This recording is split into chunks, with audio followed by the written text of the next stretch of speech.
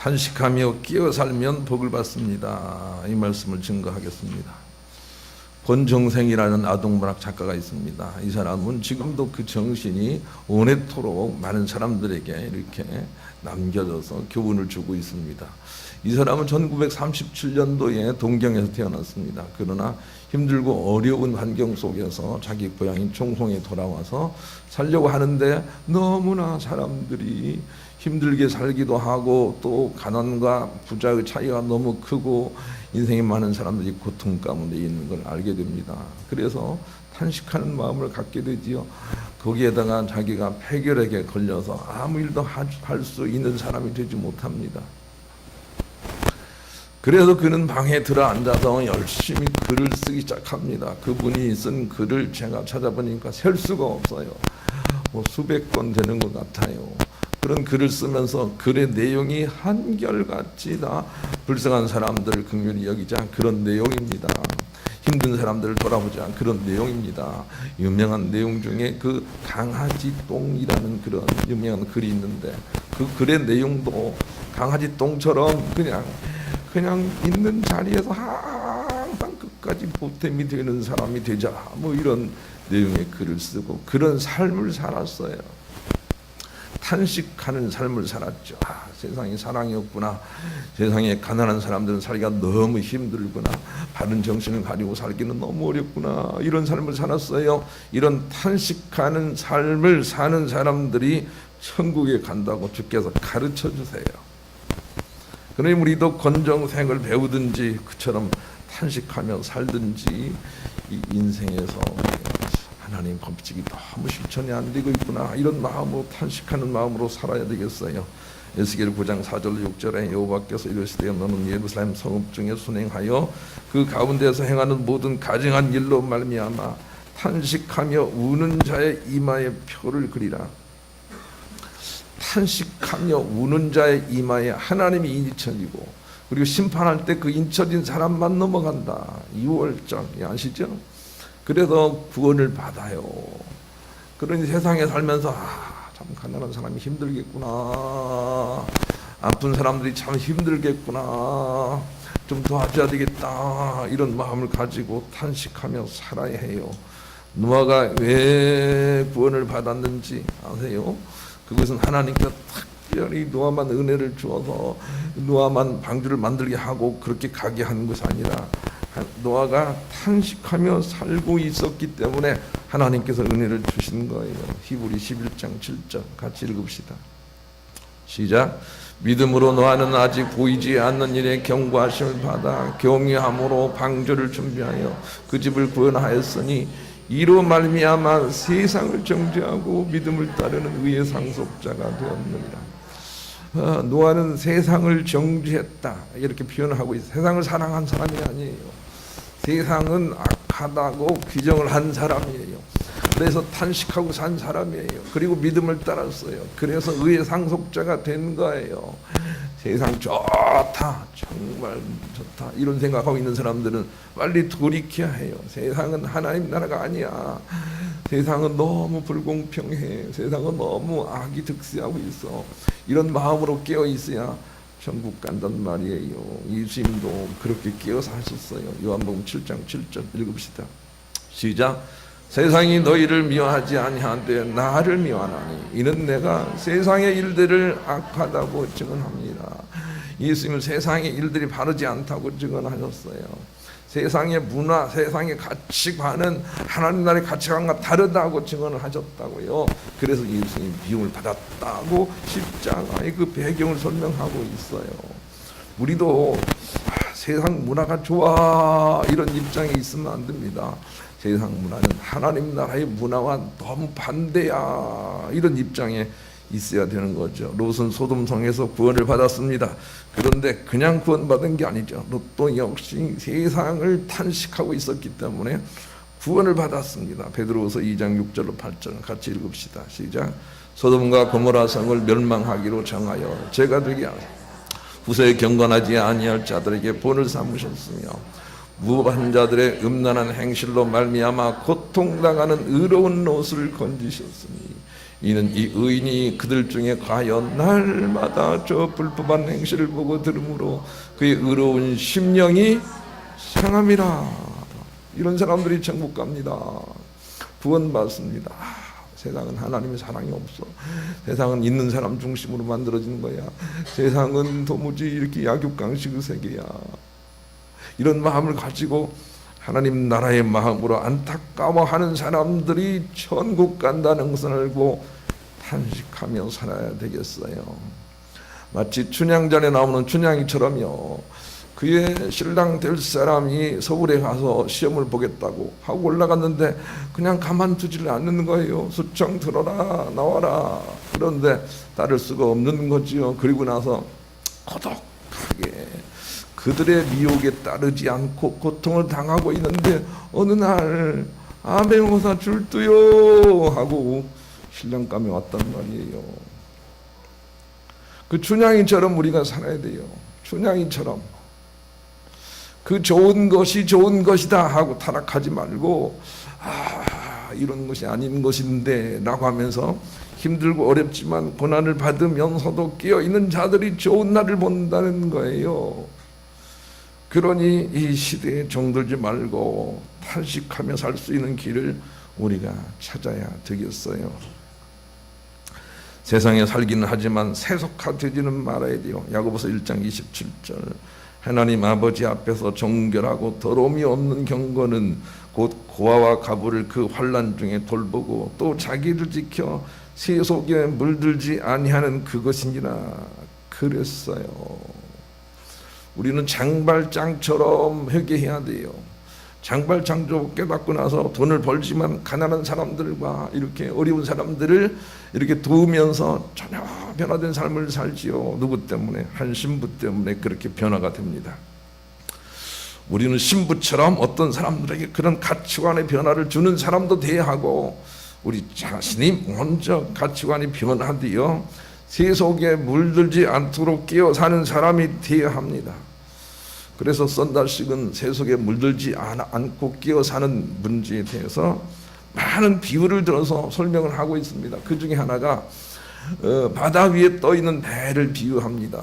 바다 위에 떠 있는 배가 물 위, 세상이라는 물 위를 노져 가지만 그러나 그 물이 배를 침몰시켜 버리면 배가 파손하는 것처럼 우리는 세속에 빠져서는 안 된다. 그렇게 교훈하고 있습니다. 또한 물속에 있는 물고기가 물속에 살고 있지만 그 바닷물에게 자기의 몸을 허락하지 않으므로 그러므로 그 고기가 육체가 그 물고기가 짜지지 않는다.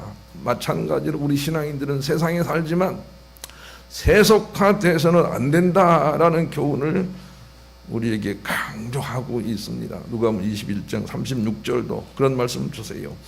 이러므로 너희는 장차올 모든 일들을 능히 피하고 인자 앞에 서도록 항상 기도하며 깨어있으라 하시니라. 예, 같이 읽을까요? 시작.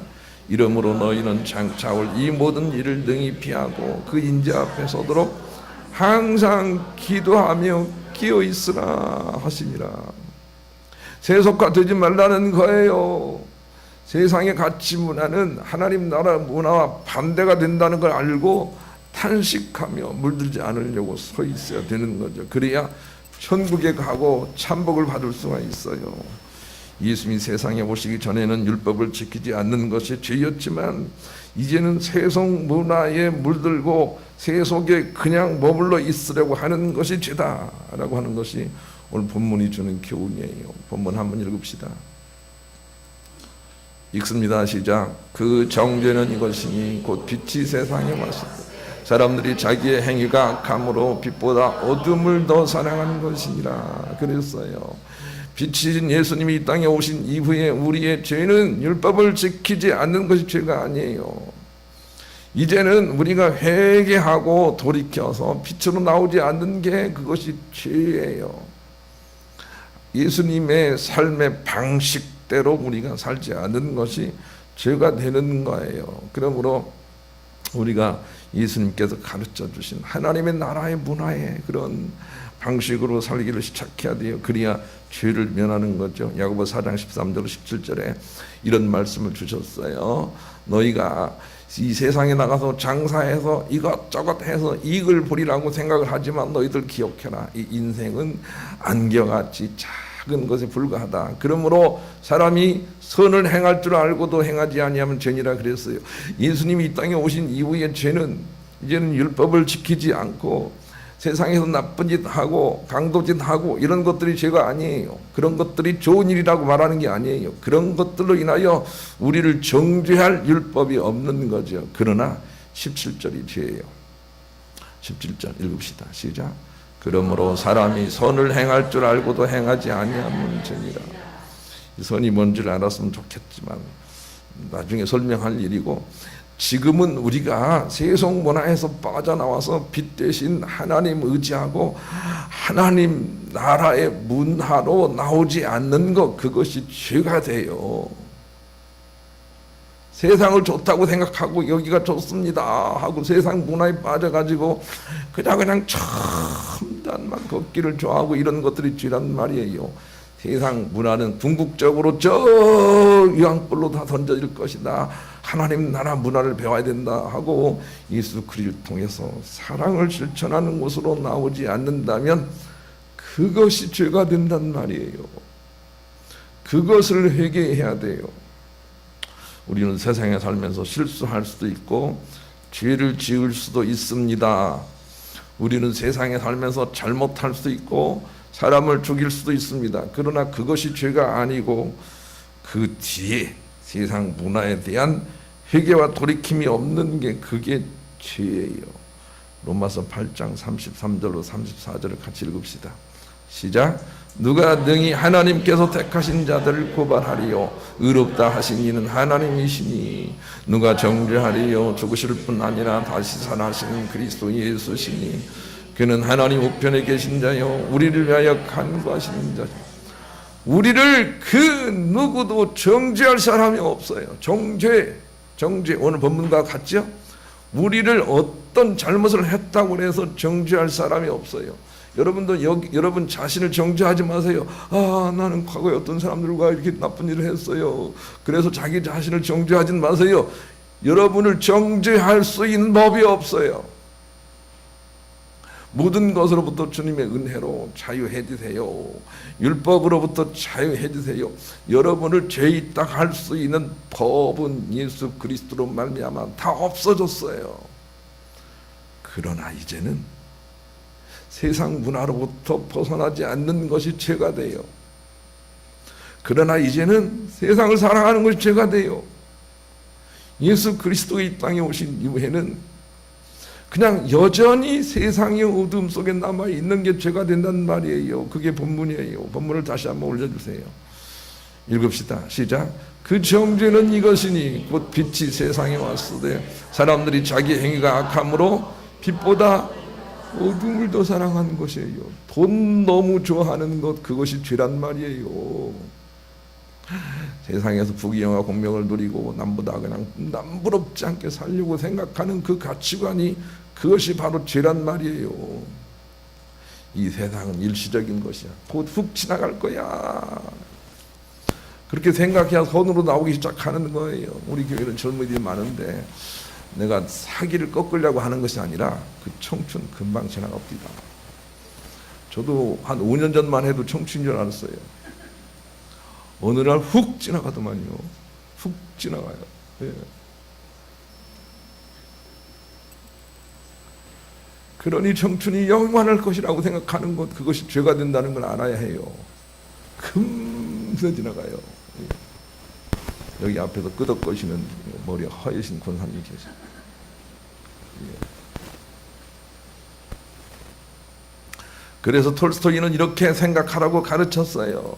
우리는 마치 사자에게 호랑이에게 몰려서 벼랑 끝에 간 사람인데 마침 외줄이 있어서 외줄을 타고 내려가다가 아니 그냥 너무 배가 고파서 꿀이 있는 걸 보고 꿀을 따먹으려고 하는데 그냥 들쥐는 내 외줄을 갉아먹고 있고 그런데도 그냥 꿀이 너무 달콤해서 상황을 알지도 못하고 꿀에 빠져 있는 존재처럼 여기라 그랬어요. 우리가 그렇다. 네.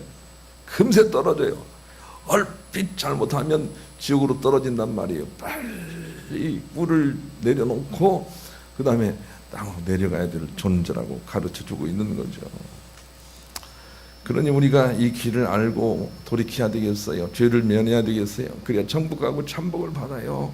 우리 그런 마음을 가지고 295장 복음성가 회개하는 마음으로 찬양합시다.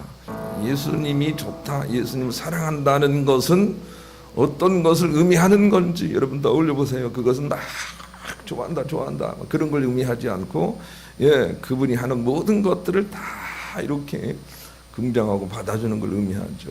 예수 그리스도가 우리에게 제시하신 하나님 나라의 문화의 정신을 우리가 받아들이고 그것을 더 선택하며 사는 거예요. 그런 사람들이 천국 가고 천복을 얻기 때문에 그런 거죠. 그러므로 말한 것처럼 하나님을 사랑한다는 것이 무엇인지를 배워야 돼요. 헬렌 시크만은 하나님 사랑한다는 것을 이렇게 정의하고 있어요. 우리가 부분인 줄을 알고 전체가 되시는 하나님께 끼어 사는 것, 그것이 하나님을 사랑하는 것이다. 그랬어요. 너무 좋은 그런 묵상이에요. 우리가 부분인 줄 알고 우리가 잘못된 줄 알고 전체가 되신 하나님 방식을 따르기로 생각하고 그리고 그 관점으로 세상을 보는 것, 그것이 하나님을 사랑하는 것이죠.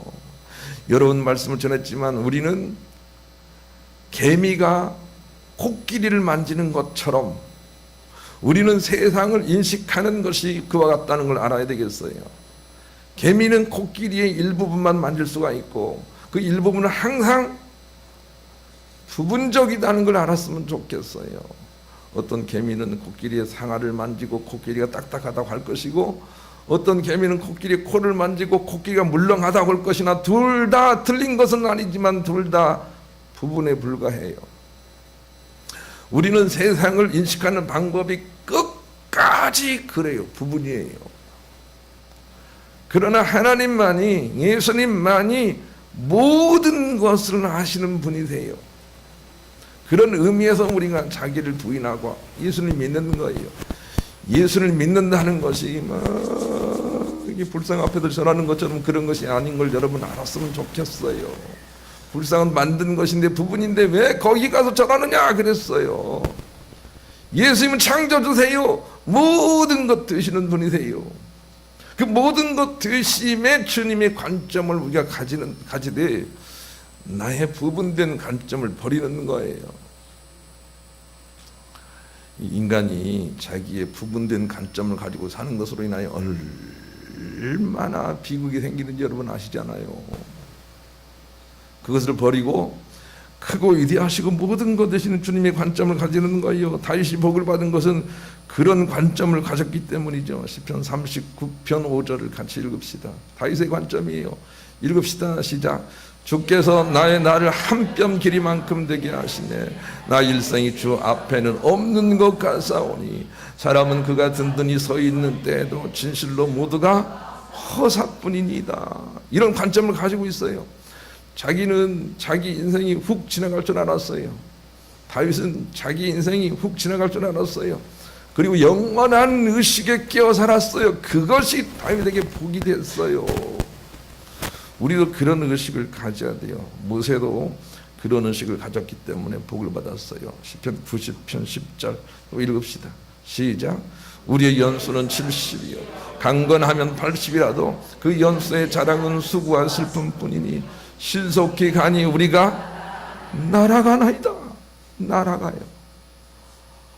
불과 10년 전만 해도 우리 아버지가 나보다 더 힘이 돼서 쌀가마니를 들어도 훨씬 나보다 잘 들었는데 지금은 우리 아버지가 아무것도 못 들어요. 볼펜 하나 들기도 힘들어하세요. 우리 아버지가 누워서 그럴 거예요. 야 이놈아, 날아간다. 날아가. 인생은 날아가는 거다. 뭐 가진 것이 있다고, 뭐 잘난 것이 있다고 너 그러느냐. 그렇게 말씀하실 거예요. 그런 관점이 우리 가운데 필요해요. 훅 날아간다니까요, 여러분. 훅 날아가요. 그런 관점이 필요해요. 그것은 지금 현재 나의 삶이 오히려 더 잘되게 하고 천국 가게 하는 거예요. 그러니 그렇게 끼어 사는 거예요. 내가 부분인 줄 알고 전체로 끼어 사는 거예요. 그것이 우리에게 필요하죠. 473장 동성가. 오늘은 또 박수할 찬양이 많네요. 또 박수하면서 합시다. 박수 해도 되고 안 해도 되는데 안 하고 싶으면 하지 마세요. 그날이 도적같이 이를 줄. 그냥 항상 기뻐하라고 하니까 나는 하나님이 너무 좋습니다. 그렇게 말하는 사람이 있는데 그게 아니고요. 항상 전체 되는 것에 끼어 살아라, 그런 얘기예요. 전체 되는 것에 끼어 살아라, 기뻐해라 라고 하는 거예요. 그래야 우리가 천복을 받고 천국 가기 때문에 그런 거죠. 그래서 우리는 우리 인생의 이력 관리를 잘 하며 살아야 돼요. 어떤 한 그 검찰총장이 되려는 사람이 있었는데, 그런데 이 사람이 검찰총장이 되기 위해서 이렇게 많은 그 사람의 비리를 이렇게 캐내어서 그 다음에 그 인사청문회에 통과해야 되잖아요. 그런데 보통 사람들은 그냥 그 사람 비리를 캐내자마자 그냥 더러운 냄새가 많이 나요. 보통 뭐 다운계약서 아니면은 무슨 뭐 부정적으로 이렇게 이주하고 뭐 이런 것들은 뭐 보통 상식에 통해요. 상식으로 그래요, 사람들이.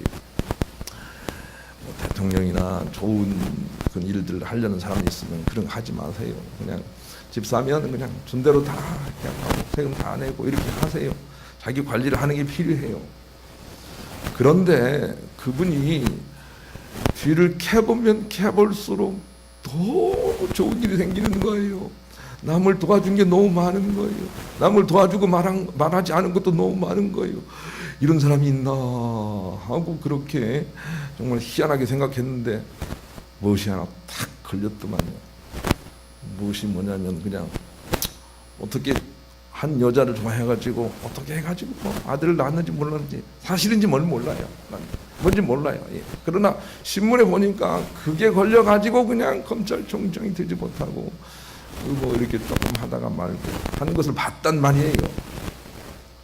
여러분, 검찰총장이 되는데도 그렇게 이력이 아주 깨끗해야 되는데 하나님께 나아가고 천국 가는데 이력을 하나님께서 안 보실 것 같아요. 그러니 깨끗하게 관리하려고 노력을 하세요. 다만 우리는 깨끗하게 관리할 수 있는 존재가 아니라서 주님께 나와서 늘 내가 잘못됐음을 회개하면서 죄를 탕감받으면서 깨끗하게 관리해 나가는 거예요. 얼마나 감사해요. 주님 나와서 내가 그랬습니다 하고 다윗처럼 다 회개하고 다시 깨끗한 마음으로 갈 수 있는 그런 은혜를 주신 것이 얼마나 감사하느냐고요. 그렇게 살아가는 사람이 천국 갑니다. 요한계시록 14장 4절로 5절 읽읍시다. 시작. 이 사람들은 여자와 더불어 더럽히지 아니하고 순결한 자라 어린 양이 어디로 인도하든지 따라가는 자며 사람 가운데에서 속량을 받아 처음 익은 열매로 하나님과 어린 양에게 속한 자들이니 그 입에 거짓말이 없고 흠이 없는 자들이라. 예. 이렇게 우리가 주님을 따라가면서 부족한 부분을 자꾸 주님께 고백하면서 깨끗함을 유지한 사람들이 천국 간다는 거예요. 아예 깨끗하게 살 사람은 아무도 없어요. 그러나 깨끗하지 않아도 순간순간 주님의 보혈로 자꾸 자기의 옷을 빨고 빨아서 청결하게 유지한 사람들이 천국 간다는 거예요. 얼마나 감사한 일이에요. 그래서 주님께 나와서 그렇게 흠이 없도록 저렇게 살아가는 것이 우리 신앙생활이 되는 거죠. 미우라 아야코라는 일본의 아주 훌륭한 그런 믿음의 사람이 있습니다. 그 사람이 쓴 글에 보면 이런 내용이 있네요. 빙점의 작가인 미우라 아야코 씨는 사랑한다는 것과 믿는다는 것이라는 책 속에서 말하기를 이런 두렵고 무서운 것들 중에 더 두렵고 무서운 것이 하나 있는데 자신의 생활이 습관화된다는 것이다 라고 말하고 있습니다. 한 번은 몇 년 만에 반가운 친구가 자기를 문병 왔더라는 것입니다. 다 아시는 것처럼 미우라 아야코는 병원 생활을 13년이나 합니다. 참 힘든 생활에 있었죠. 그런데 병실을 들어오는데 착 보니 그 친구의 손에 먹을 것도 꽃도 아무것도 들고 오지 않더라는 것입니다. 그래서 반갑게 만나 위로를 하고 대화하면서 속으로 어쩌면 문병 오는데 빈손으로 오는 거 하고 생각하다가 그렇지 아마 이 친구는 다른 것을 가지고 오지 않았지만 봉투를 가지고 왔겠지 하고 생각하면서 얼마간 얘기를 하다가 그 친구는 일어나 작별 인사를 하고 뭔가 봉투 하나를 내놓을 줄 알았더니 그냥 나가더라는 것입니다. 대단히 섭섭하게 헤어지면서 그렇지, 저 사람이 자기 주머니 속에 든 위로금을 깜빡 잊어버리고 나가다가 버스 탈 때 주머니에 손을 넣어보다가 되돌아오겠지 라고 생각을 하고 은근히 기다리고 있었지만 그 친구는 여러 시간이 지나도 나타나지 않았습니다. 그러자 어쩌면 몇 년 만에 나를 병문안 오면서 빈손으로 오다니 참 째째한 사람도 다 있군 하고 속으로 중얼거리고 있는 그 순간 그는 갑자기 자기 자신에게서 몸서리 쳐지고 두렵고 무서운 마귀의 모습을 보고 그 자리에 엎드려 기도하게 되었다는 것입니다. 이게 이 미우라 아야쿠가 회개하는 어떤 그런 대목이에요. 하나님, 이제 내가 이렇게 순수한 마음이 없어지고 고든 거지가 되어버렸습니까? 내가 어찌 다른 사람에게 사랑받는 일, 선문받는 일에 습관화되어 버렸습니까? 하고 그녀는 자신의 철저한 처절한 모습을 발견하며 회개하여 그 이후에 얼마나 복되게 살았는지 알아요? 얼마나 복되게 사는 것처럼 얼마나 또 돈도 많이 벌었는지 아세요? 우리가 이렇게 변화된 인생을 살아야 돼요. 탄식하면서 세상의 방식에 대해서 우리가 물들지 않으려고 애를 써야 해요. 그래야 천국 갈 수가 있어요. 세상을 바꾸려 하지 말고 자신이 세상을 보는 눈을 바꿔야 돼요. 세상을 바꾸려고 한 사람 중에 성공한 사람은 세상에 아무도 없어요. 세상을 바꾸려 하지 말고 세상을 보는 자기의 눈을 바꿔야 돼요. 세상은 우리가 아무리 바꾸려고 해도 바뀌지 않은 채로 있을 거예요. 전도서 말씀이에요. 그러니 세상을 바꾸려 하지 말고 내가 정치를 해서 내가 돈을 많이 벌어서 우리 가정 정말 좋은 가정 만들겠다 이렇게 생각하지 마시고 세상에는 좋은 길이 없다는 것을 빨리 깨달으시길 바라요. 세상적인 방법으로는 결코 성공할 수 없다는 것을 깨닫고 탄식하는 자리로 올라와야 돼요. 예수님이 가르쳐 주신 방법 외에는 방법이 없구나 라고 그 길을 찾아야 되는 거죠. 세상 사람들이 욕심을 부려 사는 일에 대하여 그 결말을 알고 탄식하는 위치에 서서 살아가고 있어야 승리하고 천국 갈 수 있어요. 누가복음 6장 24절 26절 제가 읽습니다. 그러나 화 있을진저 너희 부유한 자여 너희는 너희의 위를 이미 받았도다. 화 있을진저 지금 너희 배부른 자여 너희는 주리리로다. 화 있을진저 너희 지금 웃는 자여 너희가 애통하며 울리로다.